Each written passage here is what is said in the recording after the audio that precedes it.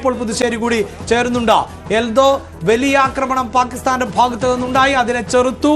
ഇപ്പോഴിതാ ഇന്ത്യ തിരിച്ചടിയും ആരംഭിച്ചിരിക്കുന്നു. മറ്റു വിവരങ്ങൾ.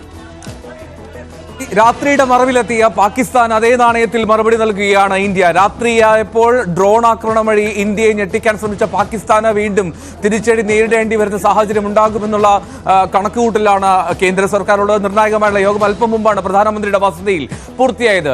അജിത് ഡോവൽ, ദേശീയ സുരക്ഷാ ഉപദേഷ്ടാവ് ഉൾപ്പെടെ പങ്കെടുത്ത യോഗം അത് വളരെ നിർണായകമാണ്. അതിന്റെ തൊട്ടു പിന്നാലെയാണ് പാകിസ്ഥാനിലേക്ക് ഏത് തരത്തിൽ ഡ്രോൺ വഴിയുള്ള ആക്രമണം നേരിട്ടോ അതേ തിരിച്ചടി തന്നെ ഇന്ത്യ, അതേ മാർഗത്തിൽ തന്നെ ഇന്ത്യ തിരിച്ചടിക്കാനുള്ള തീരുമാനത്തിലേക്കും നിർദ്ദേശങ്ങളിലേക്കും എത്തിയത്. ഡ്രോൺ മാർഗം വഴി തന്നെ ഇന്ത്യ തിരിച്ചടിക്കുന്നു. അതിൽ വളരെ വ്യക്തമാണ്, ഇന്ത്യ വെറുതെ ഇരിക്കുന്നില്ല.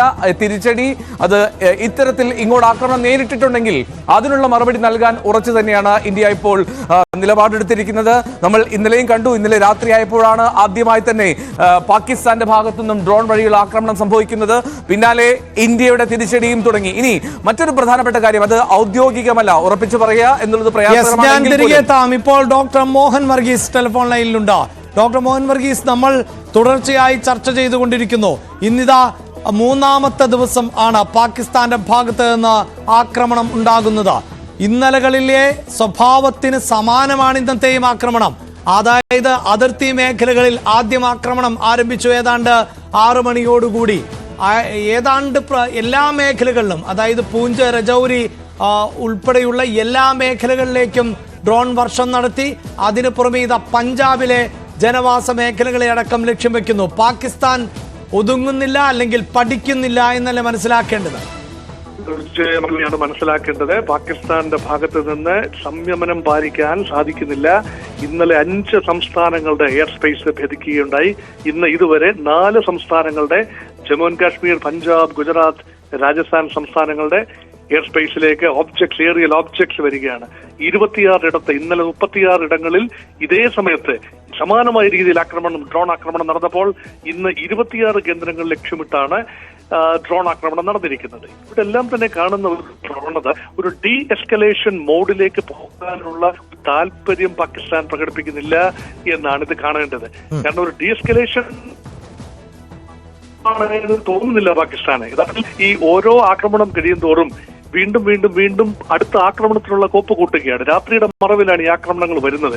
സന്ധ്യ മയങ്ങുമ്പോൾ തന്നെ ആക്രമണം തുടങ്ങുകയാണ്. നേരത്തെ സൂചിപ്പിച്ചതുപോലെ ആദ്യം ഷെല്ലാക്രമണവും പിന്നീട് ഡ്രോൺ ആക്രമണവും എന്ന രീതിയിൽ അതിർത്തിക്ക് വളരെ ഉള്ളിലേക്ക് കടന്നുകൊണ്ട് പോലും ഡ്രോണുകൾ അയക്കുന്നു. ഇന്ത്യയുടെ വ്യോമ പ്രതിരോധ സംവിധാനം കാര്യക്ഷമമായി പ്രവർത്തിക്കുന്നതുകൊണ്ട് നമ്മൾ തദ്ദേശീയമായി വികസിപ്പിച്ച ആകാശ് മിസൈൽ, ആന്റി ബാലിസ്റ്റിക് മിസൈലുകൾ ഉൾപ്പെടെ സമൃദ്ധമായി നമുക്ക് ഉപയോഗിക്കാൻ കഴിയുന്നത് കൊണ്ട് മാത്രം കാര്യമായ നാശനഷ്ടങ്ങൾ ഇല്ലാതെ പോകുന്നു എന്നതാണ് യാഥാർത്ഥ്യം.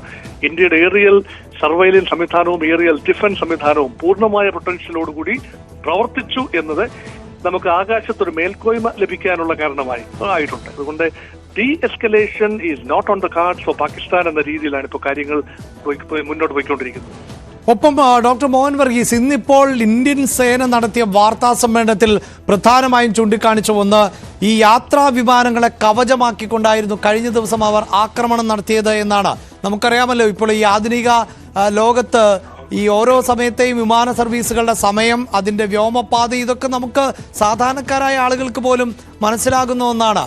ഇന്നിപ്പോൾ ഇന്ത്യക്ക് നേരെ ആക്രമണം നടത്തുന്ന സമയത്തും കൃത്യമായി ഈ തരത്തിൽ യാത്രാ വിമാനങ്ങൾ സർവീസ് നടത്തി, അതും പാകിസ്ഥാന് പുറത്തേക്കുള്ള അന്താരാഷ്ട്ര സർവീസുകൾ, ആഭ്യന്തര സർവീസുകൾ മാത്രമല്ല, അങ്ങനെ നടത്തുന്നു. അപ്പോൾ ഇന്ത്യൻ സൈന്യം ഇന്ന് പറഞ്ഞു വെച്ചതിൻ്റെ ആവർത്തനം, ഇന്നും അത്തരത്തിലൊരു കവചം സൃഷ്ടിച്ചുകൊണ്ടുള്ള ആക്രമണത്തിന്, ആ വിമാന സർവീസുകളുടെ ഷെഡ്യൂൾ സമയം നോക്കുമ്പോൾ നമുക്ക് മനസ്സിലാകും പലതും ഏറെ വൈകിയാണ് സർവീസ് നടത്തിയത്. എപ്പോഴാണോ ഇന്ത്യയിലേക്ക് ആക്രമണം ആരംഭിച്ചത് ആ സമയത്താണ് അവരുടെ വ്യോമപാതകളിലൂടെ ഇത് സഞ്ചരിച്ചത് എന്നുകൂടിയാണ്. പൊതുവെ തീവ്രവാദികളുടെ ഒരു പൊതു സ്വഭാവമാണ് മനുഷ്യ കവചം ഒരുക്കി അവർ സ്വയം സുരക്ഷിതമായ ഇടങ്ങളിലേക്ക് മാറുക എന്നത്. നോക്കൂ, ഇസ്രായേൽ പാലസ്തീൻ യുദ്ധത്തിലും സംഭവിക്കുന്നത് ഹമാസിന്റെ ഫൈറ്റേഴ്സ് പലപ്പോഴും പാർപ്പിട സമുച്ചയങ്ങളിലാണ്, ജനവാസ കേന്ദ്രങ്ങളിലാണ്, ആരാധനാലയങ്ങളിലാണ്, അല്ലെങ്കിൽ ആശുപത്രികളിലും സ്കൂളുകളും കേന്ദ്രീകരിച്ചാണ് പ്രവർത്തിക്കുന്നത്. അങ്ങനെ ഉണ്ടാകുന്ന കൊളാറ്ററൽ ഡാമേജ്, തിരിച്ചടിയിൽ ഉണ്ടാകുന്ന കൊളാറ്ററൽ ഡാമേജ് വളരെ ഭയാനകമായിരിക്കും. പക്ഷെ ഔപചാരികമായ നേഷൻ സ്റ്റേറ്റ്സ് തന്നെ പാകിസ്ഥാനെ പോലെയുള്ള ദേശരാഷ്ട്രങ്ങൾ ഏതാണ്ട് സമാനമായ രീതിയിൽ മനുഷ്യ കവചം ഒരുക്കുന്നു, ഹ്യൂമൻ ഷീൽഡ് ഒരുക്കുന്നു, അതും വിമാനങ്ങളുടെ രൂപത്തിൽ. അത് ആശ്ചര്യജനകമായ സ്തോഭജനകമായ ഒരു കാര്യമാണ്. തലങ്ങും വിലങ്ങും വിമാനങ്ങൾ പറക്കുമ്പോൾ അതിന് സമാന്തരമായി ഇന്ത്യയിലേക്ക് മിസൈൽ വർഷവും ഷെൽ വർഷവും നടത്തുന്നു എന്ന് പറയുമ്പോൾ, ഡ്രോൺ ആക്രമണവും നടത്തുന്നു എന്ന് പറയുമ്പോൾ, ഇന്ത്യയിൽ നിന്നുണ്ടാകുന്ന തിരിച്ചടി ഒരുപക്ഷെ ഏതെങ്കിലും പാക് വിമാനത്തിൽ പതിക്കുകയും അങ്ങനെ ആ പാക് വിമാനം, യാത്രാ വിമാനം അല്ലെങ്കിൽ ചരക്ക് വിമാനം താഴെ പോയാൽ ഉണ്ടാകുന്ന അന്താരാഷ്ട്ര റാമിഫിക്കേഷൻ, അതിൽ നിന്ന് നേട്ടം കൊയ്യാം എന്നതായിരിക്കാം പാകിസ്ഥാന്റെ മോഹം. യഥാർത്ഥത്തിൽ അങ്ങനെയുള്ള അത്യാഹിതങ്ങൾ സംഭവിച്ചിട്ടില്ല എന്നത് വലിയ ഭാഗ്യമായി കരുതാവുന്നതേ ഉള്ളൂ. കാരണം ഒരിക്കലും ഒരു ഹീറ്റ് സർച്ചിങ് ഓബ്ജക്ട്സ് ഒരുപക്ഷെ വിമാനങ്ങളെ ലക്ഷ്യമാക്കി പോയേക്കാം, ആക്സിഡന്റലി സംഭവിക്കാവുന്ന കാര്യമാണ്. അതുകൊണ്ട് വ്യോമപാതകൾ അടച്ചതിന് ശേഷം അല്ലെങ്കിൽ വ്യോമ ഗതാഗതം പൂർണ്ണമായി ചില സെക്ടേഴ്സിലെങ്കിലും നിർത്തിവെച്ചതിന് ശേഷം ഇങ്ങനെയുള്ളൊരു കാര്യങ്ങൾ ചെയ്യുക എന്നത് മനസ്സിലാക്കാം. പക്ഷേ പോകുന്നെങ്കിൽ പോകട്ടെ, സ്വന്തം ജനതയെ വഹിക്കുന്ന വിമാനങ്ങൾ, സ്വന്തം വിമാനങ്ങൾ, യാത്രാ വിമാനങ്ങൾ തകർന്നു വീണാലും സാരമില്ല.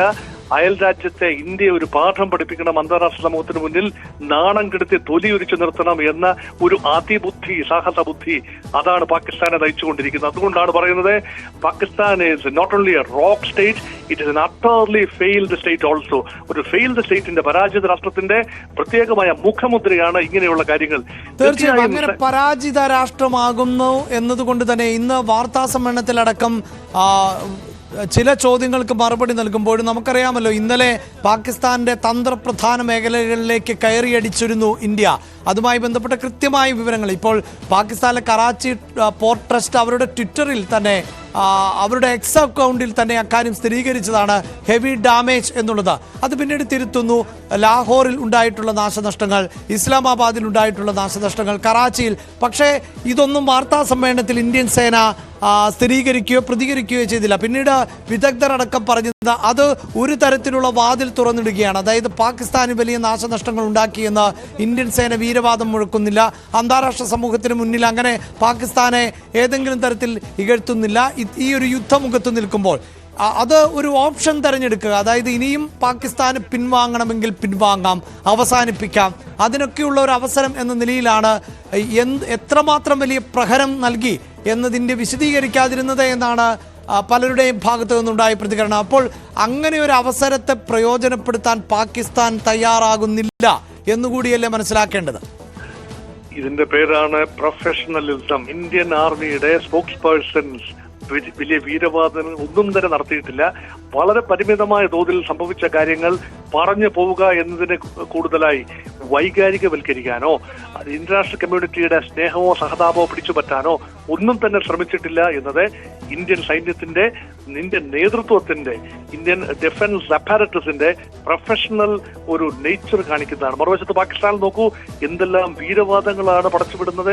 ഇന്ത്യയിൽ ഇത്ര വിമാനങ്ങൾ വെടിവെച്ചിട്ടു. കള്ളപ്രചരണങ്ങളാണ്, നട്ടാൽ കുരുക്കാത്ത നുണകൾ കൊണ്ട് മാത്രം വലിയ ഒരു ചില്ലുകൊട്ടാരം നെയ്തെടുക്കുന്ന പാകിസ്ഥാനെ കാണുന്നു. അപ്പൊ ഈ രണ്ട് സിസ്റ്റംസ്, ഇന്ത്യൻ ഡിഫൻസ് സിസ്റ്റവും പാകിസ്ഥാന്റെ ഒരു സിസ്റ്റവും തമ്മിലുള്ള കമ്പാരിസൺ വളരെ രസകരമായ ഒരു കാര്യമാണ്. അതുകൊണ്ടാണ് പാകിസ്ഥാൻ എന്ന പരാജിത രാഷ്ട്രത്തിന് കള്ളക്കഥകളും ഫോൾസ് നറേറ്റീവ്സുമായി ജനങ്ങളെയും ഇന്റർനാഷണൽ കമ്മ്യൂണിറ്റിയെ തെറ്റിദ്ധരിപ്പിക്കുകയും അതേസമയം ഇന്ത്യയെ സംബന്ധിച്ചിടത്തോളം സർജിക്കൽ പ്രൊസഷനോടുകൂടി അവരുടെ ഉദ്ദേശ ലക്ഷ്യങ്ങൾ മാത്രം നേടിയെടുക്കാൻ ശ്രമിക്കുകയും ചെയ്യുക എന്നതാണ്.